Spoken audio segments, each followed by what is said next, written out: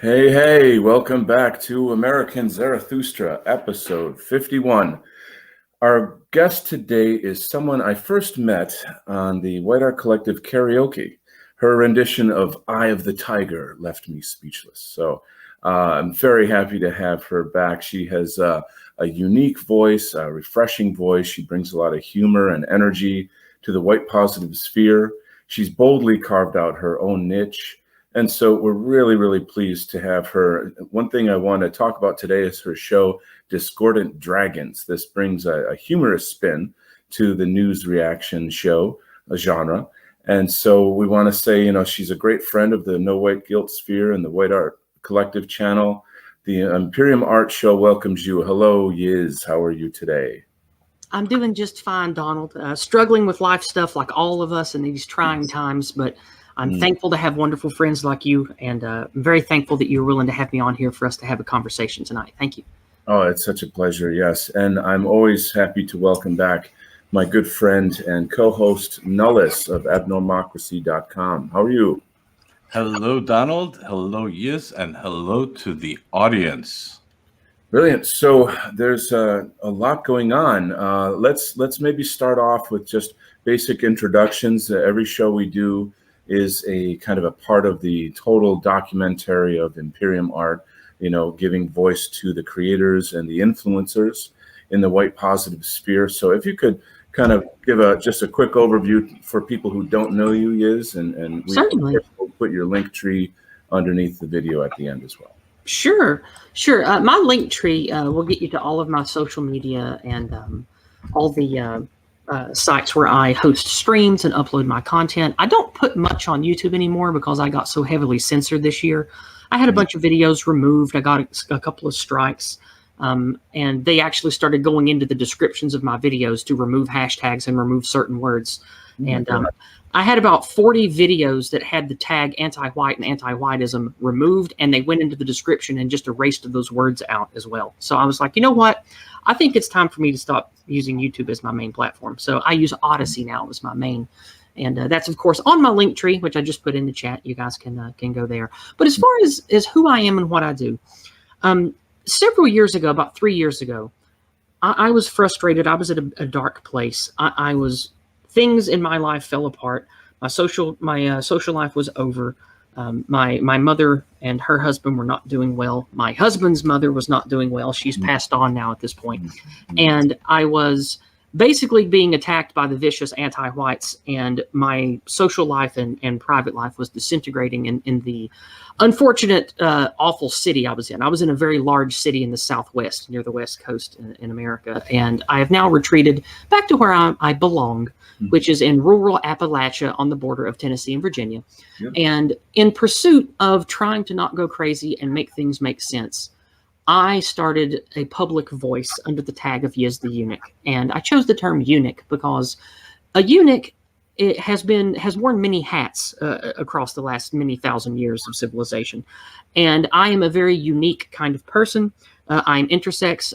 It is not unfair to use a term like trans for me, but I avoid that word because of how cancerous it is. I'm an intersex person. I'm an intersex male XXY. I used to be called I think I'm the 11th or 12th type of intersex on the list. They might have changed it by now. It used to be called gonadular hermaphroditism, and now it's just called ovotestes, which is where you have a gonadular condition where you don't have proper ovaries or testes, and you don't have proper genital formulation in utero, and that leads to all kinds of developmental issues and gender problems in your teens, which I went through most of those, and it was hell. It was like I was going through menopause and dosing testosterone like one of those bodybuilders all at the same time in my teens. It was a crazy wild ride. And since I had to have those organs removed, I decided to claim that title of eunuch and wear my oddities as a badge, because so many of the unfortunate misled people of the anti-white cluster of LGBT or feminism or intersectionalism or all of that, so many of them unfortunately wear their mark, wear their pronouns, wear their mental disabilities on their sleeve. And I think that is to their detriment. But I did get the idea from them, and I said, I'm going to take that negative and I'm going to make it a positive, and I'm going to make a public persona around it. Because if you look in history, eunuchs have been many things. They've been a mix of untoward things that we won't mention for pleasant company, but they've also served many roles of companionship, camaraderie, counseling, helping administer estates and things. And I thought that would be a very interesting, unique spin to sort of create a public persona around, because I can't be a man. I can't be a great man. Even though I do have male genetics, I can't be a man. And we lack strong, wise men who lead us.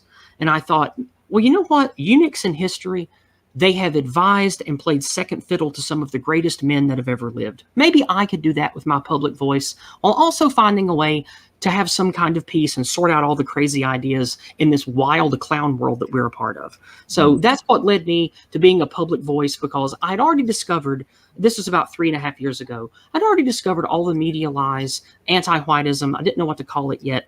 I discovered that Western and white guilt was at the core of a lot of the problems that I was facing in my life, and all of the consternations I was having trying to make a difference in life, with everything from political stuff to activism to volunteer work in the city I lived in. There was so much anti-white bigotry and anti-white hatred literally baked into the ideas that everyone had. Yeah. And I knew that was false, because where I grew up here in rural Appalachia, it might as well have been 1920. Everybody where I grew up hated the government. They didn't like World War II. They didn't like sending their loved ones off to die for the wars of the rich people. Right. And the people I grew up around, they didn't, name the J or whatever. They weren't like that. Yeah. But they did name the globalists. They named Wall Street. They named the fat cats in Washington. So I grew up sort of already thinking along the same lines of, hey, there's a serious agenda against us, and it's been going on since before even my grandparents were born, type of thing.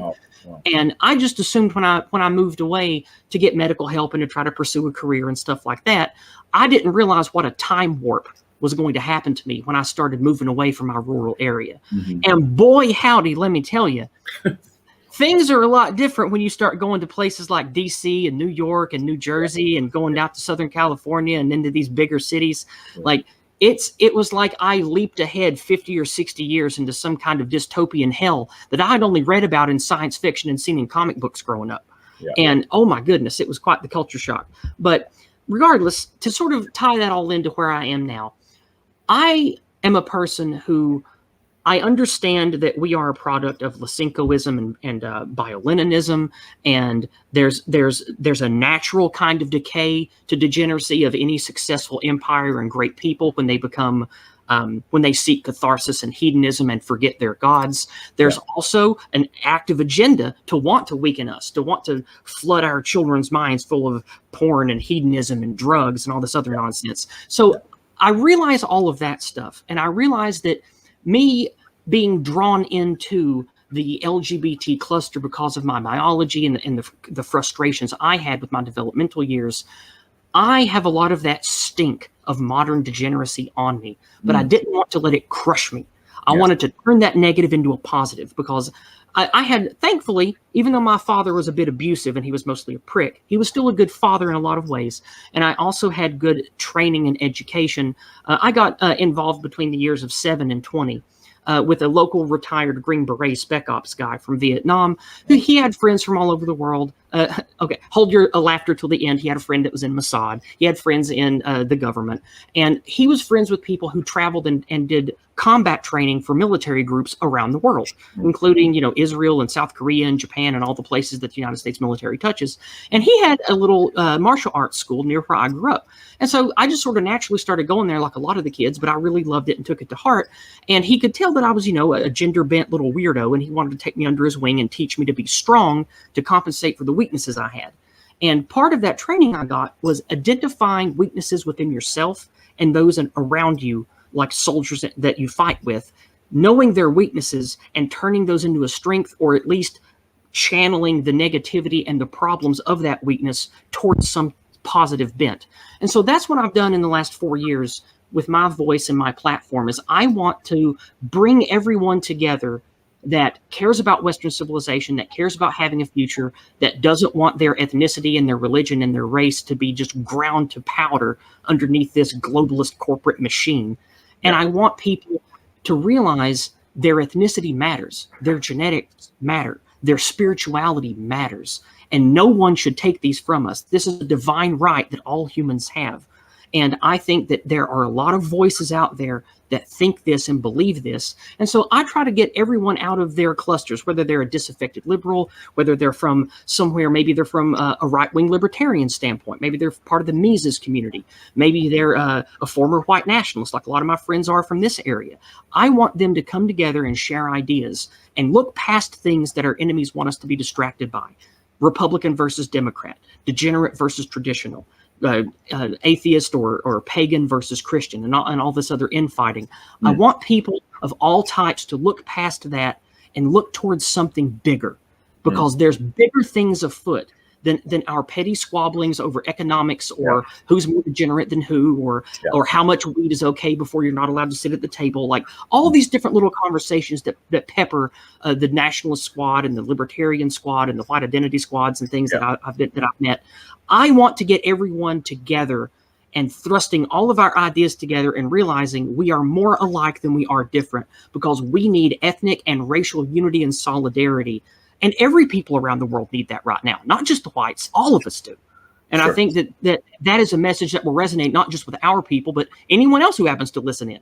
And so that's why I try to make what I say wholesome, holistic, and inviting, even though I don't lie about racial and ethnic differences or genetic variance or IQ. I don't want to, at the same time, throw anyone under the bus by using ugly language or acting like I just dismiss someone who doesn't happen to be of European heritage. So hopefully now you understand a little bit of the background and the why behind why I do what I do and put my time and effort and mind out to the public in the way that I do.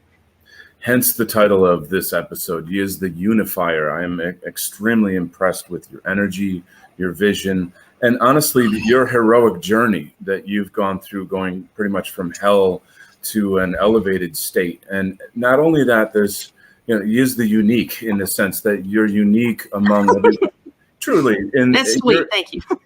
I mean that in the best sense of the word.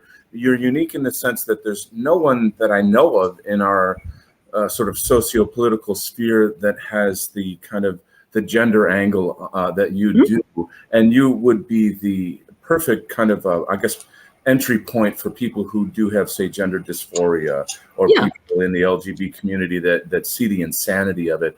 And one of the things that I can tell you right off, I hate to interrupt you, but of the hundreds of people that still talk to me and I associate with who happen to be some kind of intersex or trans or queer or however they identify, there are people my age and older that either are unabashedly what we might call degenerate, like they're openly gay and have a gay husband or something, but they see the same truths that we do emergent.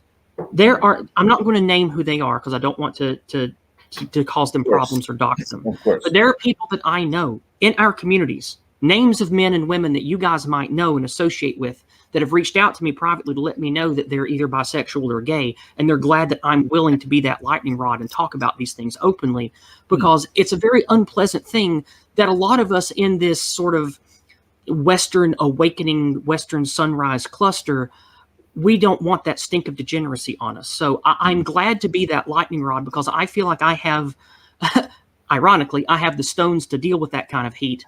And I feel like I have the intelligence, the experience, and the wisdom to holistically speak on those variances while not accepting or tolerating what I consider to be negative hedonistic degeneracy. So I do my best to tread that line wisely and cautiously, while not allowing the pause or using tolerance as a negative, but also showing that there are people that can have an arc of redemption that may have been involved in drugs or prostitution or gay stuff in the past, but they realize, hey, wait, this is cancer. I need to move away from this, and I want to talk about it to encourage other young people who might be of my persuasion or something like me from also going down these bad paths. So that's one of the things that I want to do with my experience as well, is I want young people who might have gender issues or have some type of glandular or brain or hormone problem that these transgender activist jackals are going to want to try to subvert like they tried with me.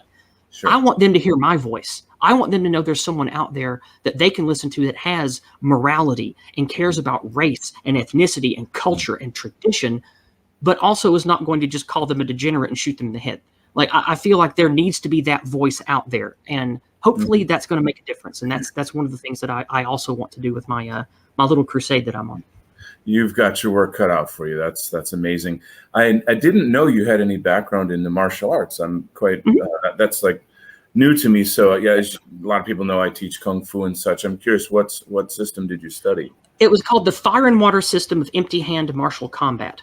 It's led by David Collins. He's in his 70s now. He's retired. He had a bout of cancer in the 90s that sort of made him look towards retirement. But the Fire and Water System of Empty Hand Combat was pretty legendary for a while for being one of the best empty hand physical combat schools, because they trained, it was primarily Kung Fu, Aikido, Judo, and American boxing and kickboxing. Wow. And they taught us from a very young age different types of applied kung fu, like Bruce Lee's Wing Chun, or Bruce Lee's Jeet Kune Do, which is based on White Crane Wing Chun. They taught us Li Fu, Li Hao, all the 5 animals, monkey, mantis, and all that. Wonderful. And while at the same time, they also taught us to use more modern military combat stuff to defend against weapons, how to subdue without having to kill or maim. And also, we just learned to beat the Christ out of each other. We would put on the headgear and the boxing gloves, and we would just go full on Hong Kong on each other in the ring, just punching and kicking and biting and headbutting and elbowing and just beating the shit out of each other every week. And it's good training, because when you have really good martial arts internal stuff and you practice all the movements and the flow, but then you also train like a boxer and beat the crap out of each other, it gives you good strength of character and a sort of a well-rounded approach to physical prowess. And I'm glad I had that 13 or 14 years of experience. It really made me hard in spiritual ways that I don't think I would have gotten otherwise. Well, that's an excellent sort of advertisement for martial arts for our community. We really, I promote that as much as I can, and so I'm so happy that you have a voice in that as well. Let me just quickly pass the mic to my buddy Nullis here. Let him chime in a bit. Well, before I say anything, I'm going to ask this question: Imperium Kumite, when? You're getting a little old, but I would scrap a little with some of you guys. I love it. We'll have to have like our own sort of school, someday. We'll have to pull it. I ain't gonna put on the 18 ounces and go full contact with a 20-year-old, but I still love to spar, and I play grab ass and horse around. We still have the practice shinaya, the kendo practice swords. Me and my husband have those, and we beat on each other sometimes just for fun. But I like roughhousing and doing sparring and stuff, but no more full contact for me. I'm in my 40s. I can't be doing that anymore. So, wow. I mean, to all of this, the only thing I would add is this theme of redemption. Mm-hmm. Redemption is a very complex topic. So, I have a very set, anyone who listens to this show regularly is aware that I have a very a clear-cut set moral value system. Not that I am always perfect, and not that I always live up to my own expectations. So, we have to be very realistic about who we are and what our goals are, right? So we have to make sure that those are very clear. My mentor told me you're going to fail, but what makes the difference between a successful man and a weak man is how well you deal with that failure and what you do when you fall down. That's exactly it. And so we need to understand that, we have through our value system, we have a very clear understanding. Some of us, not everyone, some of us might have a very clear understanding of where we believe this demise happened to our, let's call it to Western kind, to all of European people of European descent, no matter where they are. Mm-hmm. There are certain elements there that have led us to this outcome. So I think that a part of this redemption arc for anyone, and I always say and stress that we should always leave the door open, because there are a lot of people out there who are very lonely, who are also lost in a way and don't know where they can turn to, and sometimes then they turn to degeneracy because they find no place in the community of the European man, and I understand that to a degree. At the same time, I also say that, you can't really you can't cross the door, you can't open the door unless you go through a redemption arc yourself. You have to, and a redemption arc is what, right? A long time ago, I wrote this quote where I said, redemption isn't beautiful. Redemption isn't easy. There are Right. no singular moments of epiphany that lead to perfect salvation. Right. Redemption perpetually pushes you to move beyond nihilism's false cocoon. Redemption is a brutal, ugly bastard. Redemption is truth. And so we have to understand that it doesn't matter if everyone around you forgives you. It doesn't matter. What matters is that you can forgive yourself, and that you, by forgiving yourself, you understand the error of your ways, and then you can move on. Mhm. So without any of this happening, right, this is what I see a lot of times happen in our society. And I'm not even talking about our spheres. I'm just generally speaking.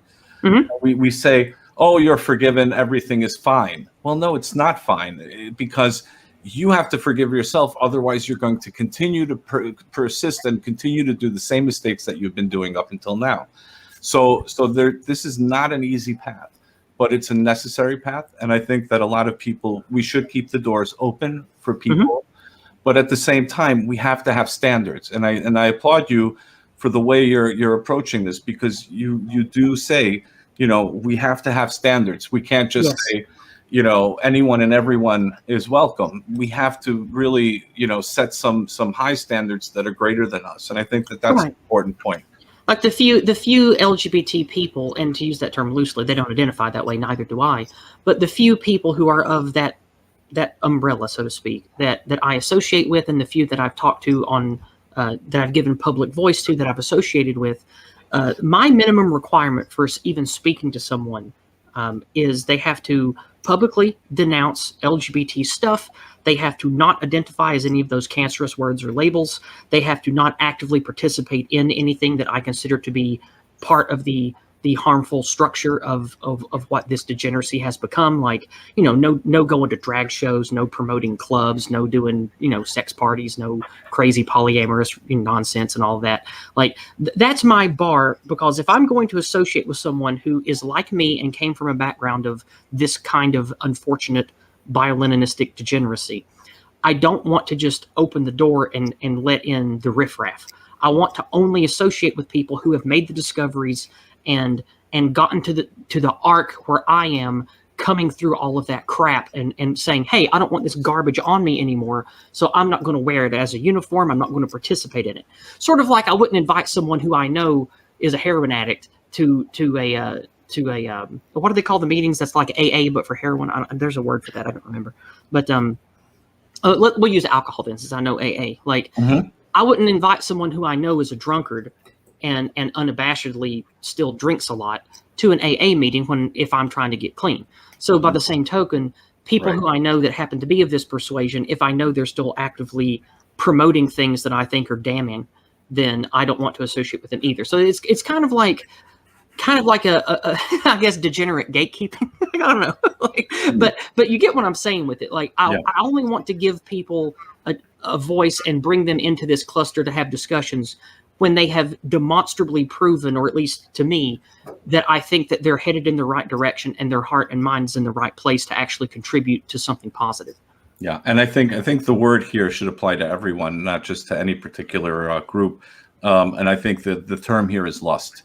So you can have lust for life, obviously, and you should have lust for life, but you shouldn't let your lust dominate you, and you shouldn't let, whatever it is, whether it's a career, whether it's money, whether it's some kind of physical, it could be food, it could be anything. So whatever that is that drives your lust, you have to learn to master that and not let that master you. And also, I don't think lust is an identity. So, to anyone, who might have certain, in their own lives, whatever it is, again, it could be anything. It could be money, it could be food, it could be women, it could be whatever it is, right?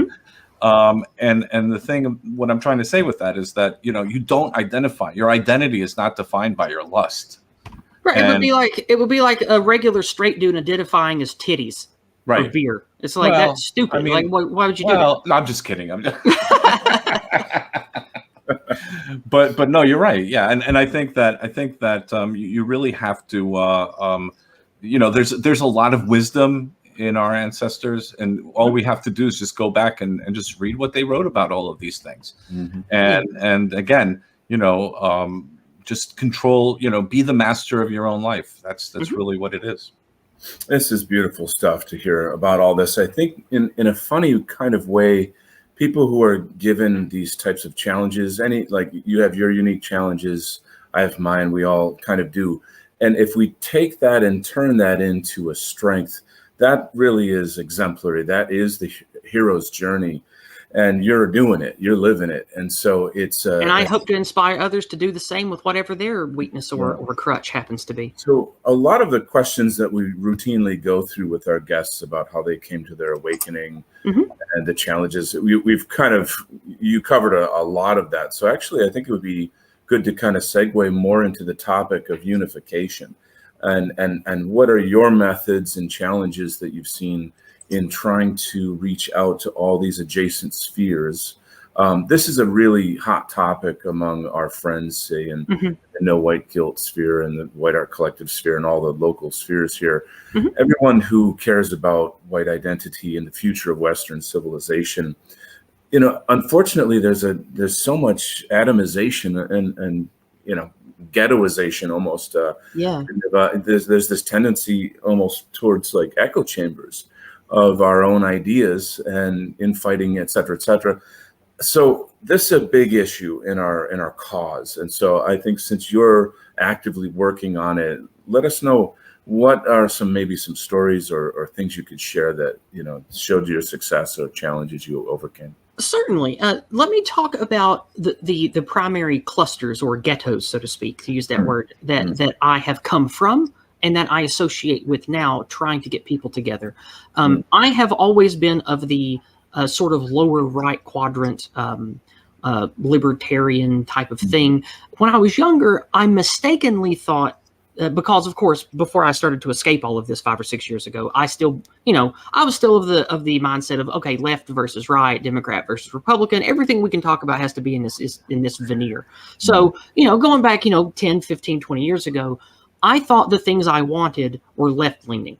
I didn't realize I was wrong at the time, but I didn't really care. I wasn't really politically active. I cared more about healthcare, building society, trying to help cultural and technological advancement, because I know that the word progressive has been forever damned and poisoned now. But like in my mind, I grew up reading science fiction, cyberpunk, space stories. My favorite movie as a kid was 2001: Space Odyssey. Whoa. Like, I wanted to be a part of helping advance society, to not because of some silly progressive thing of, every man needs to wear a dress before we're progressive, nothing like that. Sure. But like my idea of progress was we need to move beyond killing each other over resources. I want all of the world to care about creating a Dyson sphere and making spaceships that could go harvest space ice and let us civilize other worlds and shit. Like, that's what I cared about. And so I didn't really give a crap about politics and all that. I always thought it was just idiots, smelling their own farts and morons being weaponized against each other, because that's what my grandfather, he was a draft dodger and he didn't want to go to no Korean War. And so he always told me the stupidest thing you can do is go let a government get you killed to make somebody rich in Wall Street. Right. And that's what my grandfather said. He was a really based dude. And I am more like him than anyone else in my family. And I sort of took that with me when I left my little mountain area and went out to the rest of America. And trust me, I'm getting somewhere with this. So the people that I met along the way were, of course, Democrat type people, liberal type people, libertarian type people, people who were the atheist skeptic crew that cared about advancement and leaving behind what they considered to be primitive things like Christianity. I don't sympathize with that, by the way. I think that it is necessary to recognize the divine order and the natural order. And I think that religious folks often get that more right than the atheist group, but that's an argument for a different time. But it led me to being a part of different camps and never really being heavily grounded in any of them. And so starting around the second term of Obama in like 2012, 2013 is when I really started noticing the world that I thought I lived in was not real. Things were changing and happening. People's moods and language was changing. What I was seeing on the television and on regular news sites, like everything from Fox News to New York Times and all the usual mainstream sources that I thought that was enough back in the day, like everybody. I wasn't broken free of all that yet. And so I started trying to make sense of all that inside what Jason calls the anti-white narrative, inside what I call state propaganda, or the military-industrial complex propaganda machine, whatever you want to call it. I didn't start leaving that until around 2014, 2015. And along the way, I became part of many groups, Sargon of Akkad, Carl Benjamin's liberalist group. I became part of the MAGA community. I became part of Mises' libertarian crew, not like by name, but I started associating with those people because I liked a lot of what they had to say about economics and breaking down the state. And look, we need to do something about this military-industrial complex. We need to do something about China and all this other stuff. So I branched through these different groups, making friends along the way.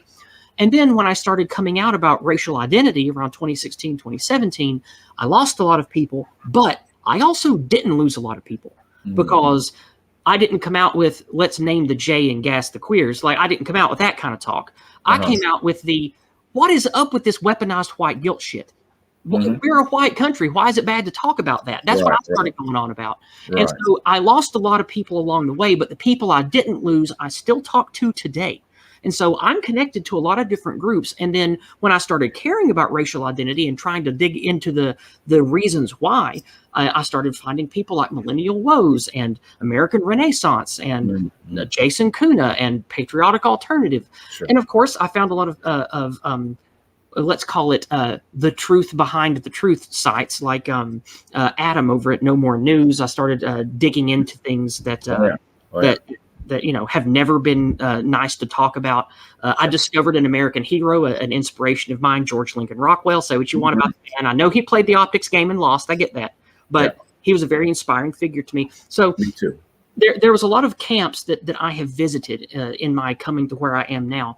And what I do through visiting these camps is I speak the truth as I know it, when I know it.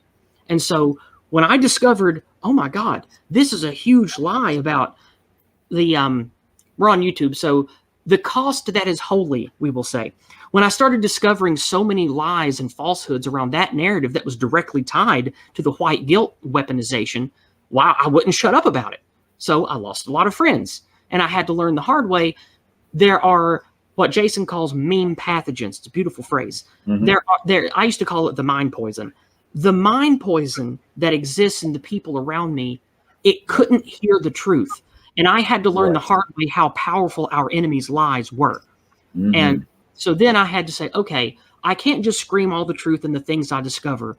I have to be careful about it. And this was about 2017, 2018. And that's when I decided I needed to make a public channel and start really getting my shit together and approaching this like an adult that was on a mission to get people to awaken, to get people to understand, and throw out a wide net to all of these groups, to all of these friends I still had, and see who I could pull along with me on our path to understanding and hopefully reclaiming our destiny of all the countries that we have. Because right now, let's be honest, none of our countries are really in control of them. None of the countries that we have right now that I can name have anybody in a leadership position that gives a one wet fart about the people of that country. They're all these internationalist folks. Most of them don't even have kids. They're all beholden to mega corporate, international corporate interests and all that. And if we're going to ever dislodge that, it has to start with some kind of holistic spiritual mental awakening in the sleeper populace. And not because I believe in some kind of populace uprising to fix this, I don't. But from a healthier populace will raise the brilliant men and the heroes and champions we will need to fix this mess in the future. And so that's why I want to bring as many people together, get my net of ideas and truth out to people using careful lexicon, careful phrasing, and finding out through interaction where someone is along the path to awakening that I was from my experience, and knowing what words to say to them and what content creators to give to them to help them along the pipeline to get to where we all need to be for some kind of beautiful Western sunrise. So perhaps I skipped over some of your question, but I think that's a good reference to unity and unification. Really, really beautiful journey, actually. And I have to say that many of us are coming to that, we're converging to that same realization that, it has to start off kind of inside. I don't know if you want to say it's mental, emotional, spiritual, probably all three. But the idea of having a racial awakening, the problem is always, so we on the right always use logic, but most people don't seem to really listen, or they're so trapped within these mental cages of the propaganda that we live in that you have to find another way. And so the arts, obviously, the White Art Collective is a fantastic sort of bypass to that problem. Yep. And that's why last year I changed gears with my major focus and I moved to entertainment and simple, emotional, comedic engagement. And that's why I eventually developed what Dragons of Discord became, because I think that is the best way that I can engage people, new people, not people I already know and that are already here, but the best way that I can engage people and sort of wet their whistle and make them want to engage with me and learn from me more is having sort of a fun comedy variety show that just busts on Clown World, because anybody that finds me is already red-pilled enough to know that the media is full of shit. And when they get to me, they already know that. And I think that framework is what I should make my own of going forward, because no one else is doing exactly that. And I think that it's a really good niche for me, because I love to role play. I love to do voices. I love satire and mockery of idiots in charge. And that might be because I grew up watching Flying Circus, but you know, but also at the same time, I like people to hear the truth, but just screaming about the truth and doing what 1,000 other content creators do with 1,000 times more followers than I do. I don't want to just be a repeat of that. Like, I don't need to dissect the news every day. I don't need to tell you what's wrong. I don't need to show you, torture porn of all of our people being just absolutely despicably treated terribly by our governments. There's enough of that out there. People are looking for a positive message. They're looking for something that doesn't make them want to eat their own gun. And I want to give that to them. And I also want to give them what they need, which is the truth and the mental weapons they need to fight in this mental war. This is a perfect segue right into your show, Discordant Dragons. Could you give us the overview and maybe talk about a few episodes or some highlights? Oh, certainly. The episodes are pretty much all the same. No reason to go into a particular episode. But here's the framework. It is, I pretend to be the ambassador to the Council of Worms for Planet Earth. And for those of you that are D&D nerds, you already know what the Council of Worms is. It's a box set that came out in the 1990s for second ed D&D, where it was about a big fantasy world where dragons and humans and elves and dwarves and such, they would have spiritual bonding, and it was fantasy dragons and D&D mixed into high fantasy civilization. It was a really, really cool setting. I liked it a lot in the 90s. And so I pretend that this world was approached by the Council of Worms because it's a powerful big world full of humans. And they nominated me as the spokesperson. And I assemble a party each week of truth warriors that can see through the lies and are the wise men of the era of this planet. Because each week there are 5 nominated members of the Council of Worms. They are each a different color of dragon. And they have a particular question or quandary about something going on in our world. And so each week I take 5 ridiculous pieces of clown world news, and I give it a punny title. Like, hold on, let me just pull open my folder and I'll read you some examples here. Okay. So you're clearly a big D&D fan. I'm a huge D&D nerd. Okay. I've been playing role-playing games since the 80s. While you're looking that up, I'll just tell the audience they're very fun. It has almost a game show kind of energy to it, the way that you have questions, you lead people through. But of course, you talk about topical, political, social events, and you weave that in, and like your wit is just on fire. You're just on top of it the whole show. So this is the thing that we need, is more humor, you know. Yeah. And I think that's part of why it's so great to have you on this show and to kind of spread your message out, you know. But then also it creates a really wonderful piece of the mosaic of the entire Imperium Art documentary, because we've had a lot of big brain people on here, and I can't say there's really a lot of people that have done much with humor, and that's just one of the best things. We talk about overcoming our differences, unifying people, For me personally, I use humor to disarm people all the time. I hang out with people across the entire spectrum in IRL, and immediately I joke, and they're laughing, and then they feel like, okay, they kind of put their guard down. We don't have to go through those political sort of filters, if you will. And if I trust somebody, I can share my thoughts with them and whatever. But anyway, if you want to continue with Discordant Dragons. Oh, please! And I've got a good picture. If you can share it, it's already in the share here. If you can pop that open for us here. There we go. This is a good example. 2 weeks ago, I did a tinfoil episode. And so I got 5 different kinds of little tinfoil hats to put on my dragons for the week. And a fedora as well. Lord Wolfshield would be proud. Yes. I thought of him when I put that on the black dragon. I was like, you know what? I bet Lord Wolfshield would laugh at this one. But don't get me wrong. I know and I love the White Art Collective, but because of the times they stream and how late in the evening they do stuff, usually in the evenings I'm already done for the day because I get up before dawn.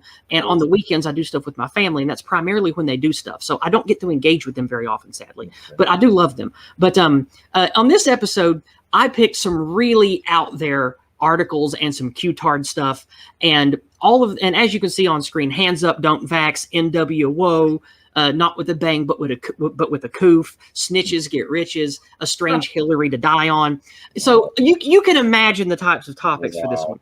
Yeah. And here's the thing: during the show, everybody who's quote unquote in the party, I love D&D dice, polyhedral dice. I have probably over 1,000 now. And everybody picks a number in the party, and I roll a die live on screen, or not on screen, live on stream. Okay. And to see who in the party gets to pick what topic we do. So it's a fun random game show element.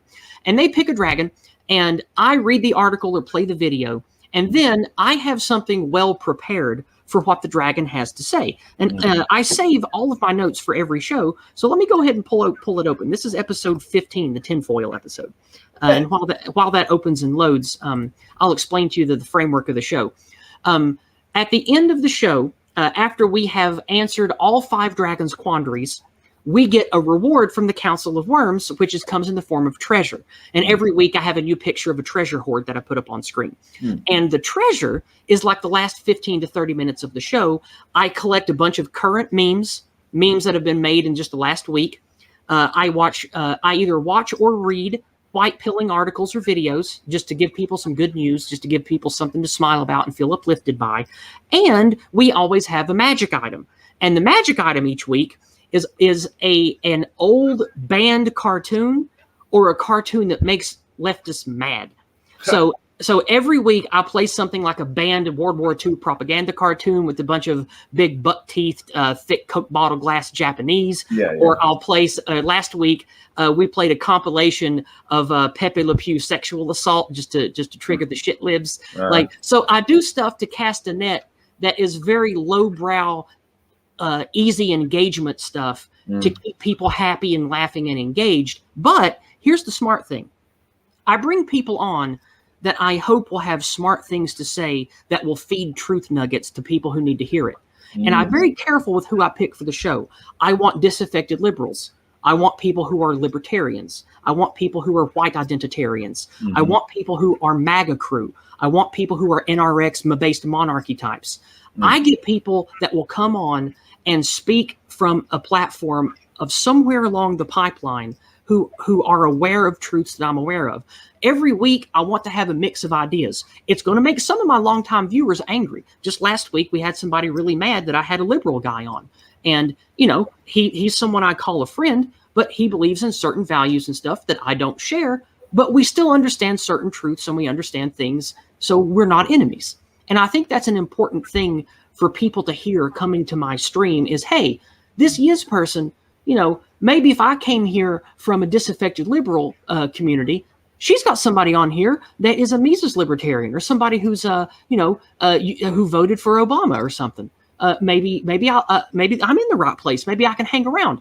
And who knows? Maybe that person is going to be connected to some political office. Maybe that person works as a secretary at a corporation somewhere, and they hear me using the words like anti-white narrative and weaponized white guilt. And then that, because of my fun show and because of them staying and hanging around because I have a liberal or a libertarian with me, that weapon, that mental Aegis and Gladius is now in that person, and they take it out into the world, into that avenue, into that ghetto, so to speak. So that's why I have the collected party that I try to build every week, because when Q stuff comes up, we all talk about, Q-tard nonsense. Or when something about white identity comes up, the people around me, they talk about their take on white identity and white guilt and that kind of stuff. So it's not a show where I preach just my message and my ideas. It's actually the opposite of that.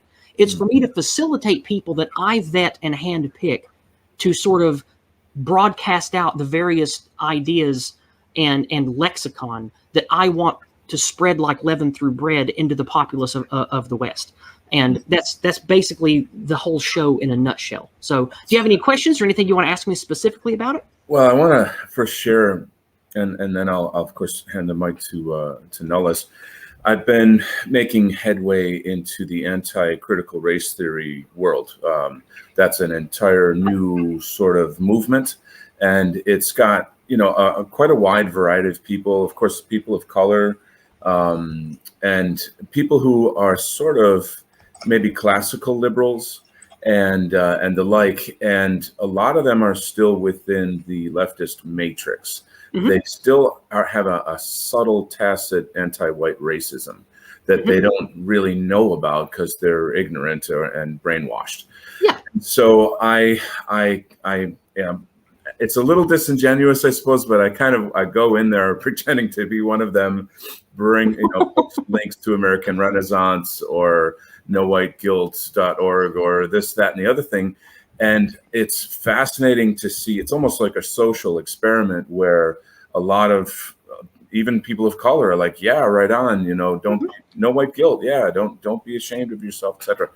And I actually had an Ashkenazi Jew reach out to me on Telegram yesterday and thank me for the way that I speak about delicate stuff and not automatically throwing them under the bus. And that was pretty cool. That's a whole new thing. I've actually encountered a few Jews that seem to be very genuine, and I find that's an area in my mind that I've yet to figure out, and so I have to kind of talk. Yeah, he was an American nationalist, but he was of an entirely Jewish family. But they were Hasidic Jews that didn't like Zionism and didn't like the globalist stuff. And he messaged me and said that he appreciated me not associating all of them under one banner, and that made me feel good because that's been something that I've tried to go out of my way to not do. Right. That this is a pretty huge tangent that would make a fantastic conversation, but I think we'll probably tuck it back in and focus. Sure. Sorry.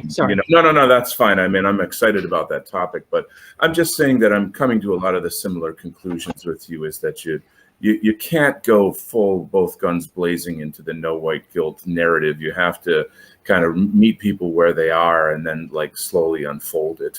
But how about you, Nullis? What's your experience with this?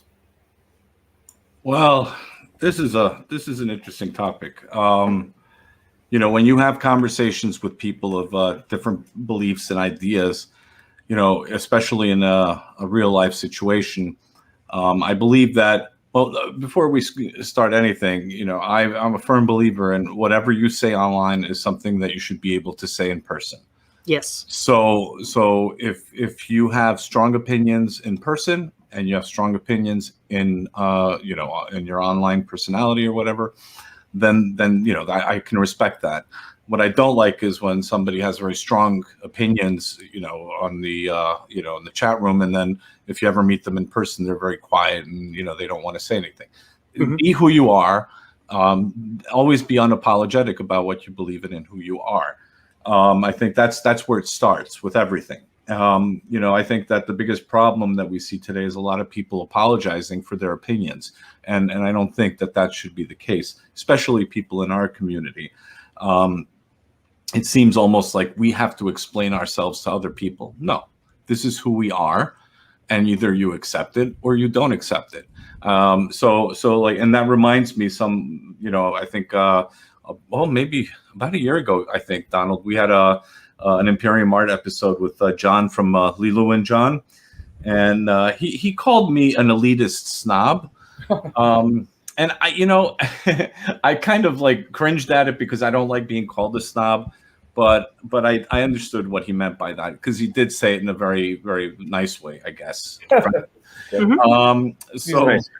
So what I mean by that is that we have to have a certain level of standard in what we represent, at least personally, I believe. And I can't speak for everyone else, but I think that we need to have a certain level of exclusivity in the sense that we represent something very specific, and that we represent certain values, and we represent certain goals, and we represent certain cultures and what have you. So it's not like, where we, my concern with this in many ways, because we have this conversation constantly, and I respect it and appreciate the conversation, but I believe that a lot of times what people do is they kind of compromise their own values to try to get a bigger audience. I'm not saying you're doing that, Yizz, by the way. Don't misunderstand me. But I see this more as a general issue, and I kind of don't think that's the good approach. I think my philosophy is always be on message, stay on message, and if your message is good, it's like that forget what movie was that from, but build it and they will come, right? So you basically you have to stay on message, build your message, and people will gravitate toward that message. For us to constantly have to find ways to explain ourselves to everyone, I think is also, it gets very tiresome after a while. But the other issue is that you're also not giving the other people an opportunity for them to realize the error of their ways. Mm-hmm. So if I'm looking at someone who has let's just say a very liberal mindset, or progressive mindset, again, these terms and words are constantly being twisted and turned, and so, but right now in the current context, what they mean by progressive, I call them commies, but what I'm saying is that people who have this mentality, if you're going to kind of soften your message to appeal to them, then you're also doing them a disservice, because you're not giving them an opportunity to come to the realization of what they're doing wrong. Exactly. There's speaking exactly to that, around New Year's, or maybe January, I forget, but when it was really cold early this year, I made a video. I do a morning walk series. I don't know if you know that or not, but one of the primary things on my channel is I do a morning walk capture, usually once, sometimes twice a week, where I speak my mind and I just talk about whatever's on my mind as I take a morning walk through the beautiful area I live in. And I was really fired up. This was right around the we're on YouTube, the big erection of the November election cycle. Mm-hmm. And so I was really fired up. I was angry at a lot of things, and there were people in my cluster that were pissed off. Their tempers were high because of what was going on in January, and there was a lot of conflict. And I was mad because not only was I wanting to backslide and say ugly things, there were people around me wanting to do that too. People wanting to play the villain, people wanting to, pick up a rifle and go die like an idiot. There was a lot of that talk around me and pressure around me. And so I made this video that I just linked in the chat. And it's called The Fire of Prometheus, because it was my belief in the lexicon and practices of Jason's Go Free manual that kept me from being a retard. And when I mean that, I mean going to the January 6th protest, and it kept me from going there. And so I was inspired to make a video about it. And what you just brought up about chasing people away, if you watch that video,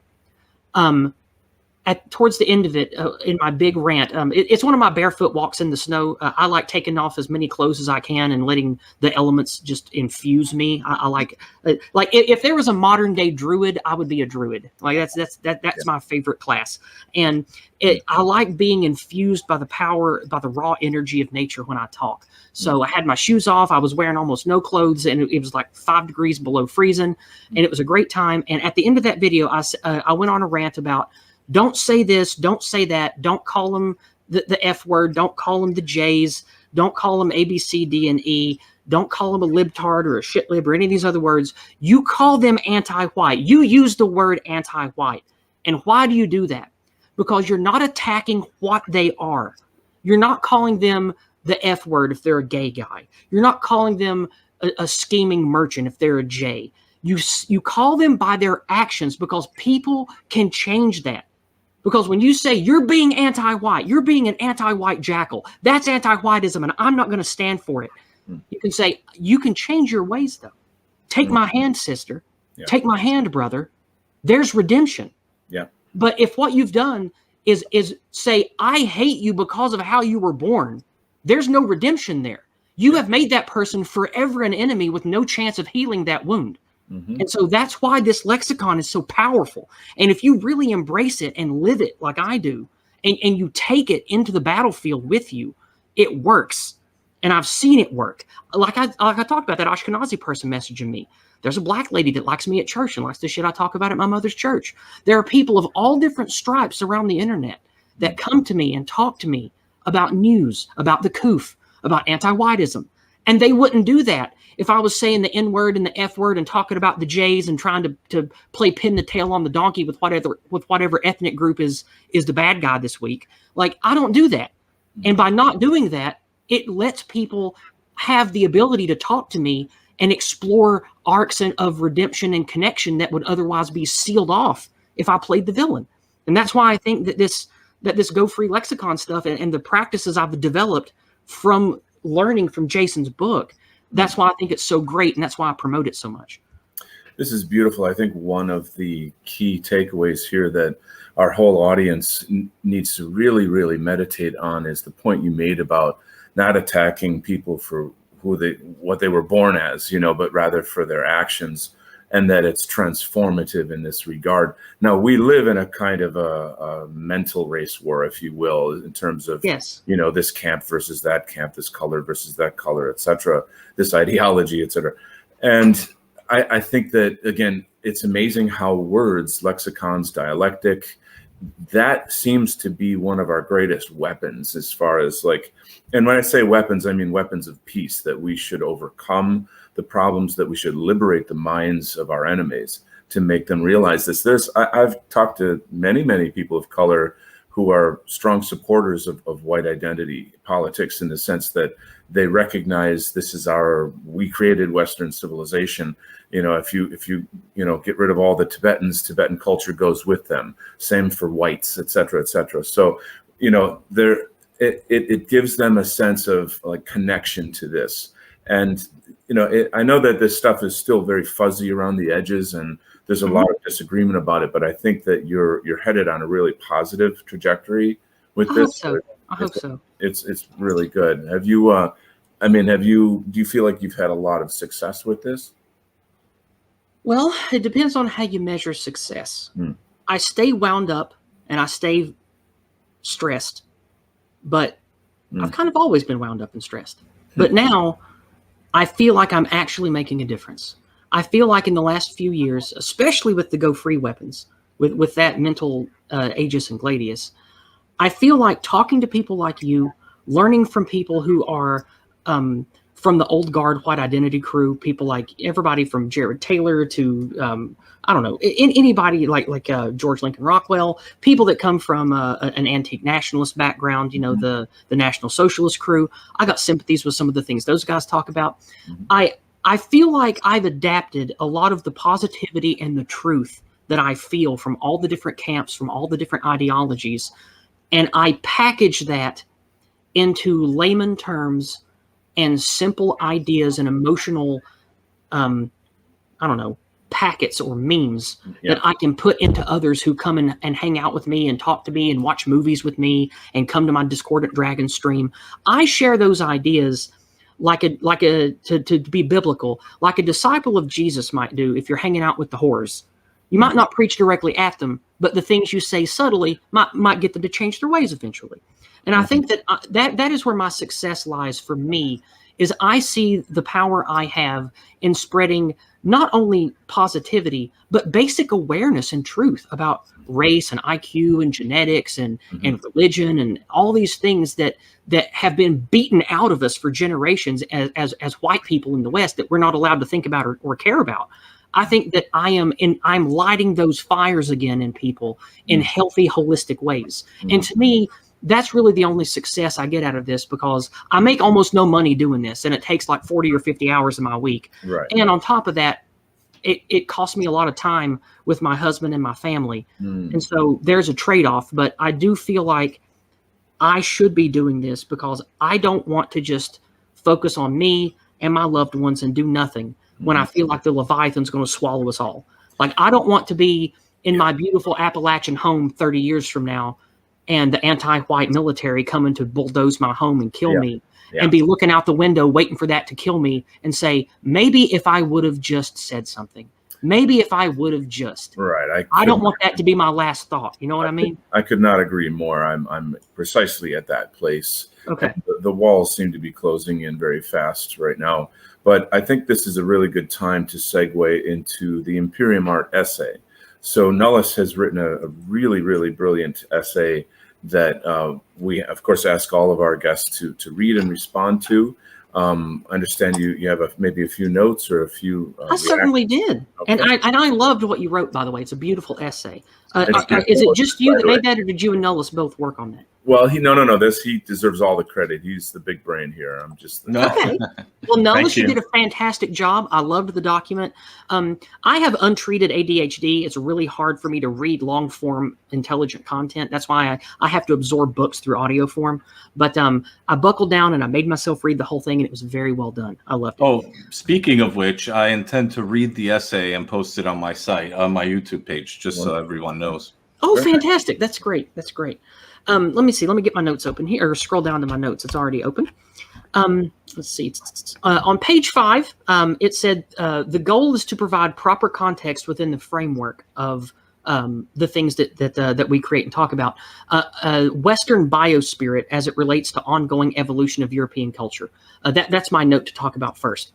I think that the term biospirit is excellent. I use it a lot because there's more to us than just meat. There's more to us than just thought.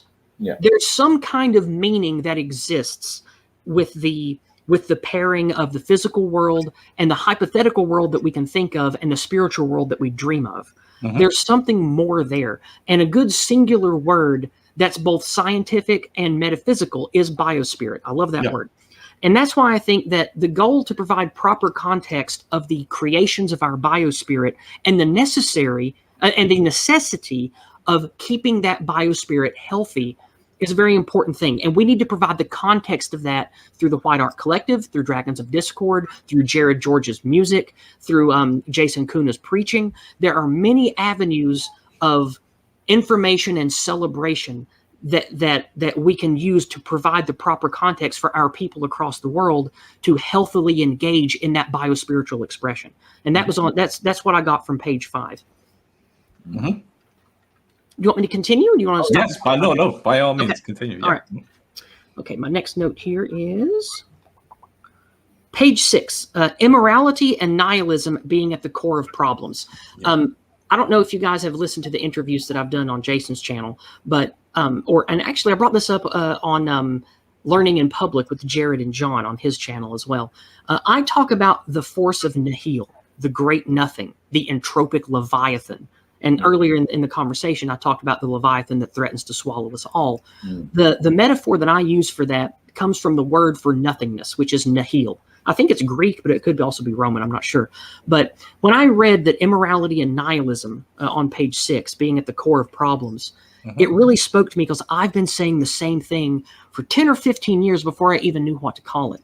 And the word that I've developed is, like I said, nihil, the great nihil. Because when you look at the pornography being pumped into our minds, when you look at the drugs, both the street drugs and the legal ones are worse, by the way, in my opinion, for what they do. And then you look at all of the mind poison. Like, hey, do you like anime? Then watch anime and do nothing else. Hey, do you like racing? Then watch racing and care about nothing else. Hey, do you like tennis or sport ball or whatever else? Our hedonistic, heartless, soulless Leviathan says, I'm going to exploit your hedonistic base lusts until there's nothing else in your mind but that, and then you are spiritually destroyed, and that means reduced to zero, brought to the heel of nihil. And I think that really speaks to a truth that I discovered on my own that I've been talking about for a long time. So that really meant a lot to me on page 6. Yeah, and this actually ties in with our conversation earlier about redemption and also about making no excuses for any kind of immorality. And I think that these are both very important aspects of combating nihilism. I have to interject. I think the name The Great Nihil sounds like it would make an excellent demon in one of your games or something. You know? I actually used that as an epithet for one of the characters of Entropic Darkness. In one of my D&D Cosmos games, she is a lawful neutral figurehead that took over the mantle of Weejas, the god of death and magic. Her name is Shafira. And the Great Nihil and the seat of entropy is what she occupies in the deep bowels of what's the Ossus. Ossus, that's the name of the D&D plane where she resides. I want to strongly urge you to get in touch with Dave Martell. He's creating his own he's the garage party, that guy. Yeah, he's creating his own role-playing game, and he just put out a book called The Bizarchives, Tales of Monsters and Machines and etc. And it's that sounds right up my alley. Right, like short stories of science fiction. I did the cover art for it. So you two are kind of cut from the same cloth as far as your love of fantasy. And definitely sounds like it. Yeah. I think you two together would be explosive. Cool. Maybe we could even do some kind of creative project together with the White Art Collective. Like maybe some kind of I'd be all on board on that for sure. And we'll have Knowledge narrate it with his deep voice. Yeah, that would be cool. Yeah, and also we have a lot of really fun high, like if you're going to put stats on it, really high in the wits characteristic. We have a lot of high wits people involved in the White Art Collective, and those people are great for role playing games. And so maybe in the future, he or I or all of us together could create some kind of fun role playing setting, and maybe once a month or twice a month or whatever, we do some kind of White Art Collective D&D game or science fiction role playing game or something like that. A stream of some kind, yeah. Is Lord Wolfshield's wizard named the Great Fedora? That's the source of his power now. It's actually his headband of intellect +6. That's what his fedora is. Nice. Yeah, I don't know if he's watching this show, but anyway, the spirit is floating among us right now. Anyway, I'm sorry to continue with your points then. I have at least one more. Hold on, just a second. I had it minimized. At the end of page 6 and the start of page 7, I like what the essay says about the nation state being something neither that the collective nor the individual can define. It's an organic expression of ethnos, mythos, and logos, and evolving along a path. I feel the truth of that on page 7, where it talks about organic nationalism. That resonates with me because I know it's true. Because when I look at everything from the rise of Julius Caesar to the thing that we're not allowed to talk about that happened in the 1930s, all of the things that I see, no one, no matter what anyone says, was a Bond villain sitting at a table twirling a mustache, making it all happen on purpose. Everything was guided by men who had will to power, and then things occurred organically around people trying to make things manifest. And I think that no one who says, I have this exact plan, and if we do this, it's going to come out this way, those people are deluded. Like, no matter how much power you have or how much money you have, the human condition is dynamic. Like, we are beings of entropy and dynamism. We aren't static beings. We're not integers in a computer program. Exactly. You can't account for all of that. So the best thing that we can do is speak the truth the best that we know it, and encourage those around us to care about something that isn't just materialistic hedonism. That keeps them out of the mouth of the great worm, out of the mouth of Nihil. And that's why I think I don't profess that, Mises libertarianism is the key to success, or National Socialism is the key to success. I don't say any of that because I don't know that to be true. I can't know that to be true. So what I say is, look, I've studied Marxism. I've studied Marxist communism. I've studied fascism, National Socialism, classic liberalism. I've studied all of these things, and I think there are good and bad in all of them, and there were successful men and evil men in all of them. And we need to analyze that, take the truth and the righteousness from it, and apply that going forward to build whatever comes next. I don't think any of those things I mentioned are ever going to exist again. Whatever comes next for us is what we build, what the children we raise to be champions will build from the ashes of this civilization. And that's what we need to focus on, is that truth, that organic nationalism. Yeah, and I think that I should say that I approach pretty much everything from a nationalist point of view. My premise essentially is that identity will trump ideology, but that doesn't necessarily mean that you don't need ideology. And that also, of course, doesn't mean that you don't need a state structure. I'm not, I'm not an anarchist by any stretch of the imagination. I'm quite the opposite.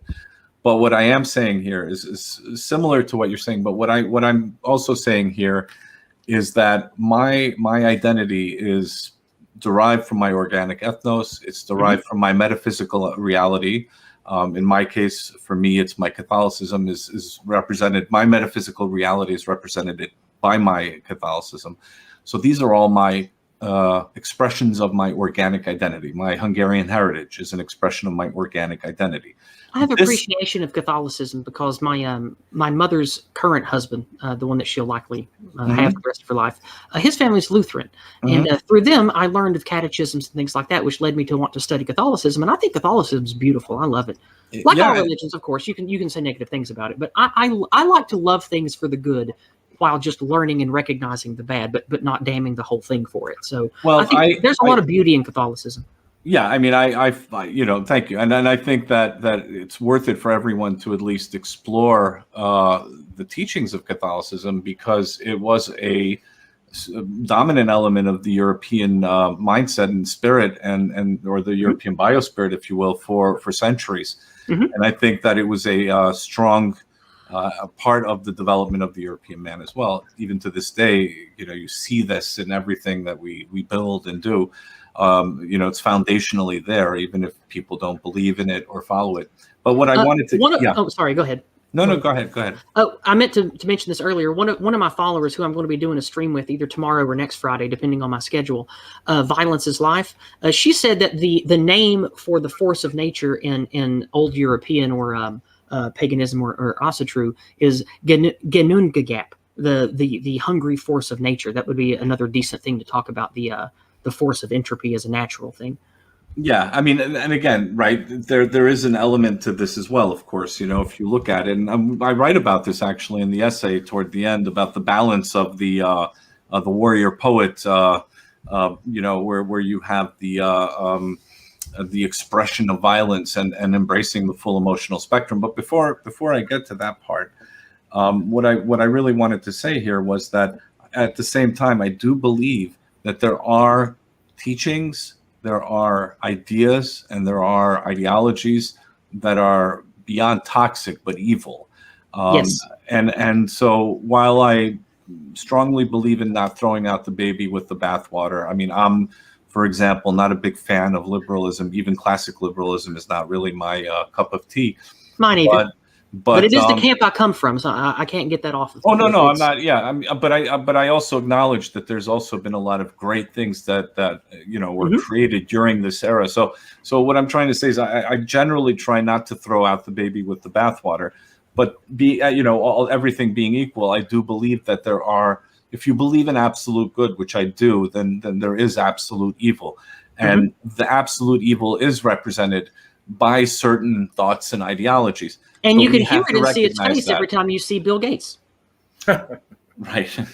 I mean, yeah. And like, we can go into what those ideologies are, but I think the more important point is that if you follow a moral path, a righteous path, if you follow a path, or at least you try to, then you will recognize it. I think that you will recognize evil for what it is, and not for what they tell you that it is. Because a lot of times what they tell you is evil is probably not the evil that you should be watching out for.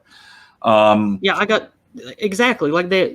And this is an unpopular thing for some people to hear, but there are completely evil men that wear the vestments, and there were completely good men that wore the swastika.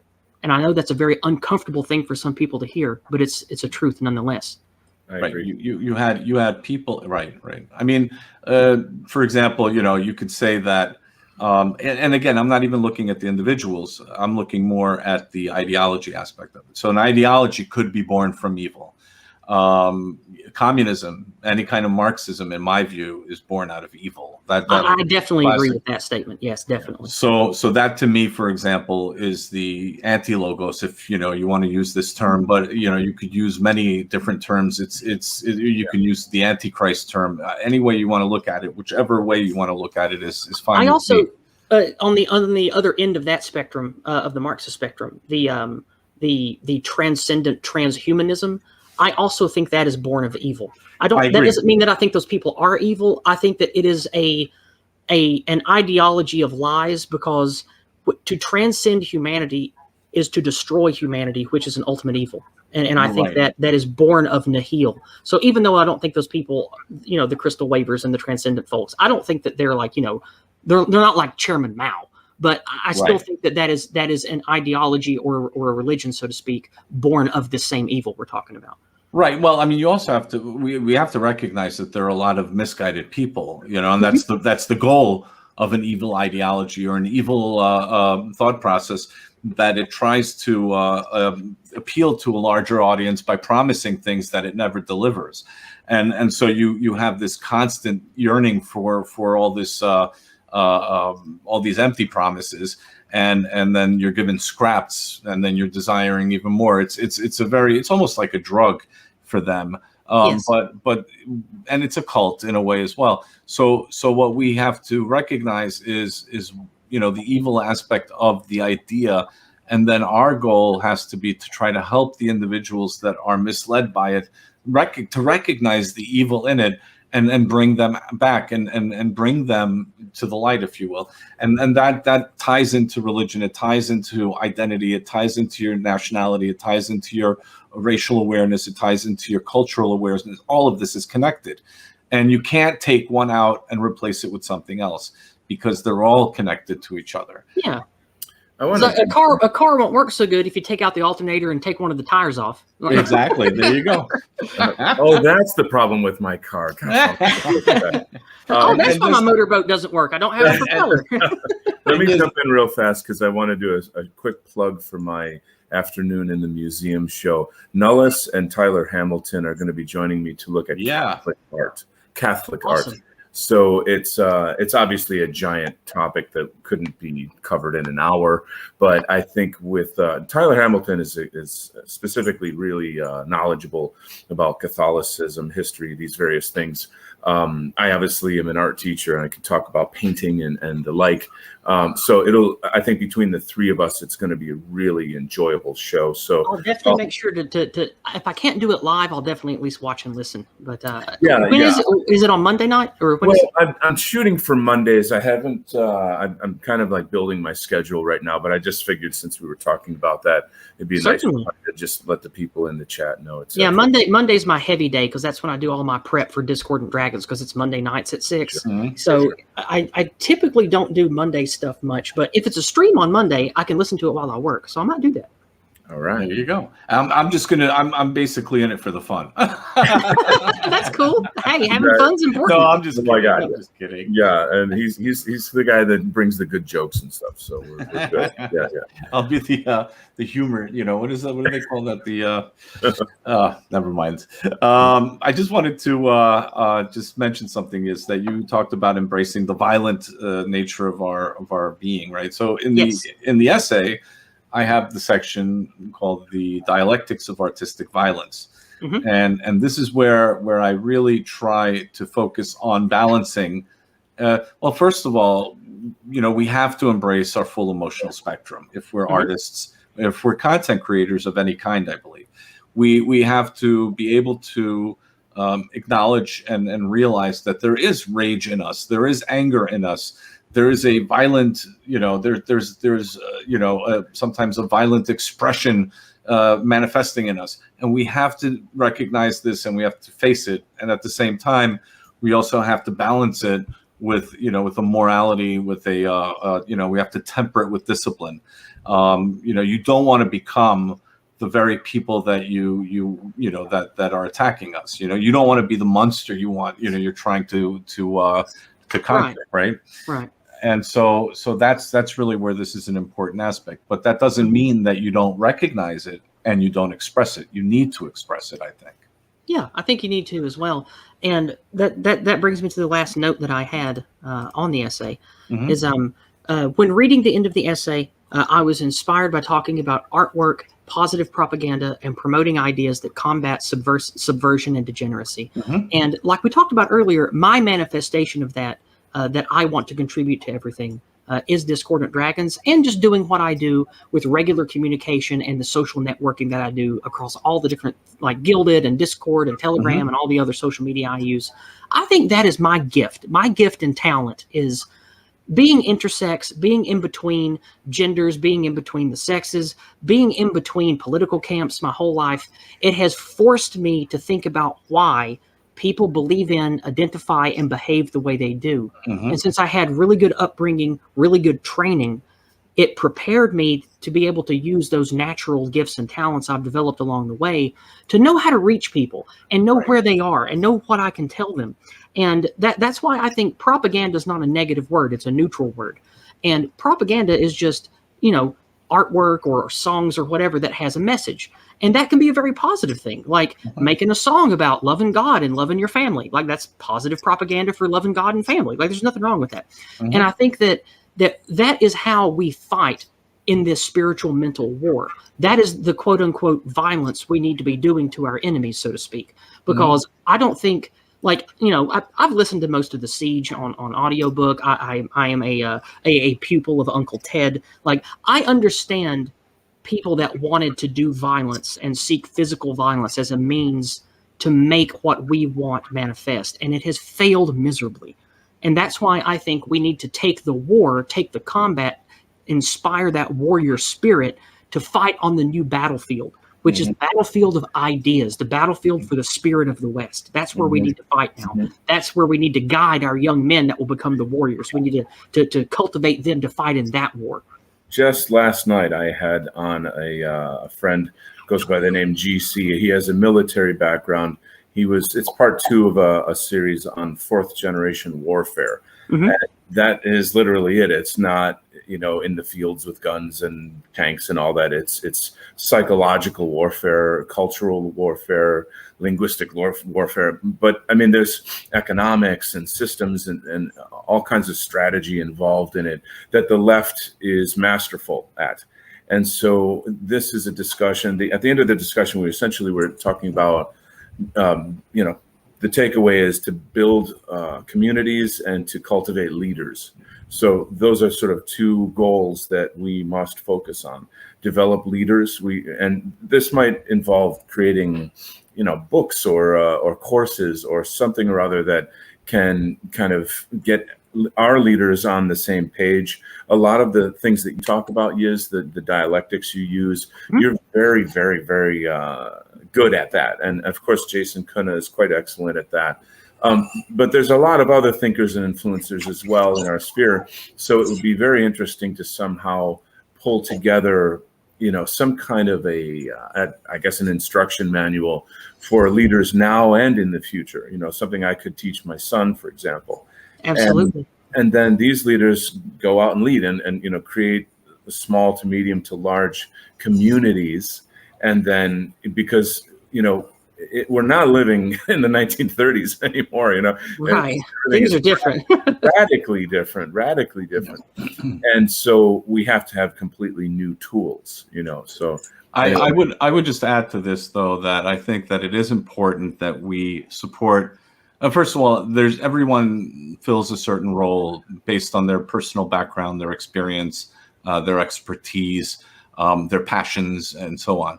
And I think that it's very important that we understand our roles in what it is that we're doing generally.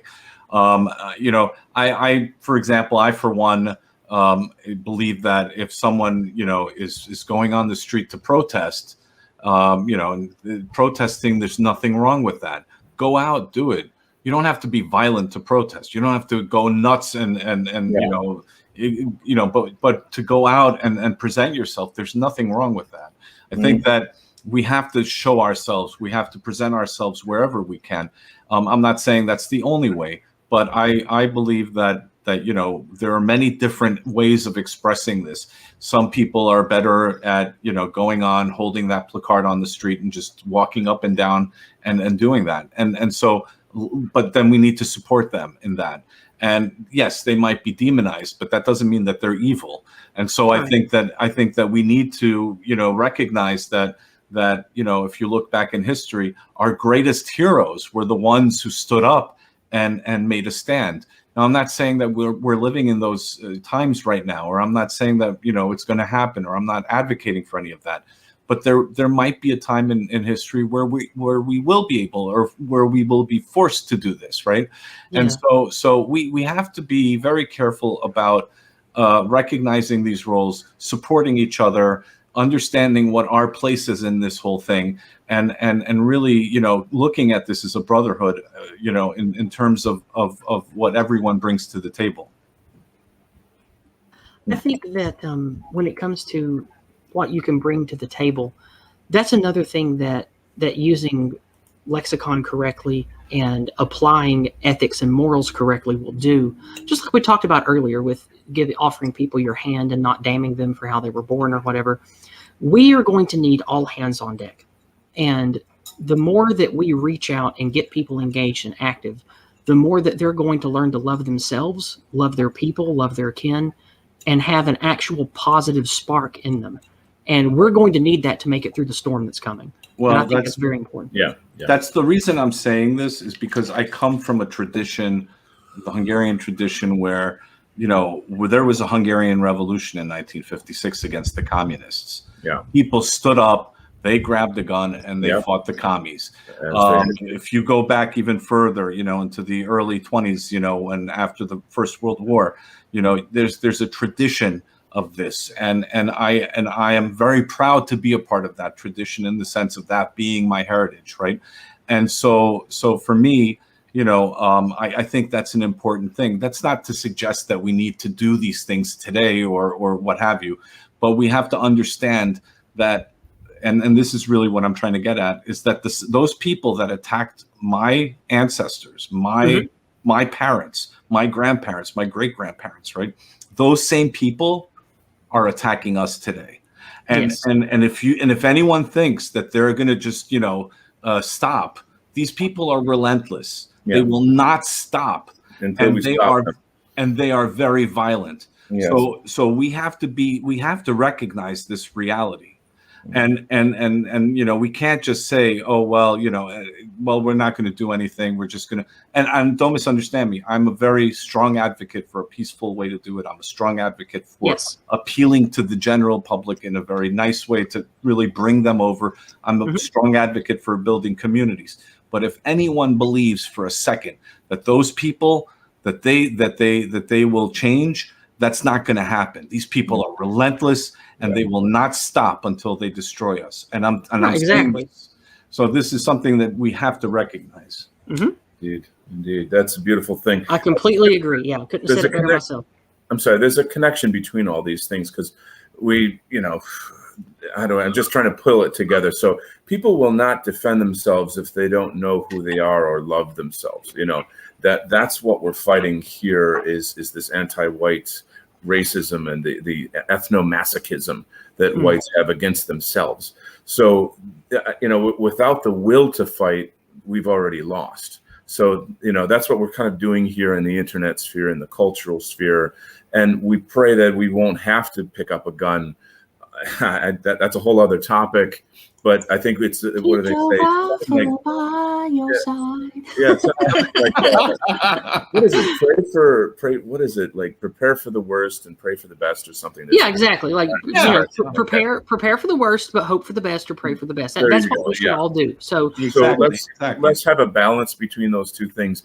You know, earlier we were talking about martial arts. I'm a super strong advocate for martial arts. So every single person in our sphere should have, you know, a gun and know martial arts and be a law-abiding citizen. Absolutely. But at the same time, be, you know, a sort of a self-embodied warrior in our own way. Exactly. Yeah, exactly. Yeah. a scholar warrior, if you will. Especially men, but I think women should at least know the basics of self-defense and home defense with basic weaponry. 1000% on that one. Yeah, yeah. Well, because it ain't just the white men they're going to stop with. No, I mean, if not, maybe they need to know more so. But are there any closing thoughts on the essay then, or? No, not on the essay. That was my final thing. That's what I had on all of it. Just off the cuff here, it's a wonderful essay. I shared it in chat already. I shared the link, and I encourage everyone to read it. It's a beautiful essay, and it says a lot. It speaks a lot of truth. Mm-hmm, mm-hmm.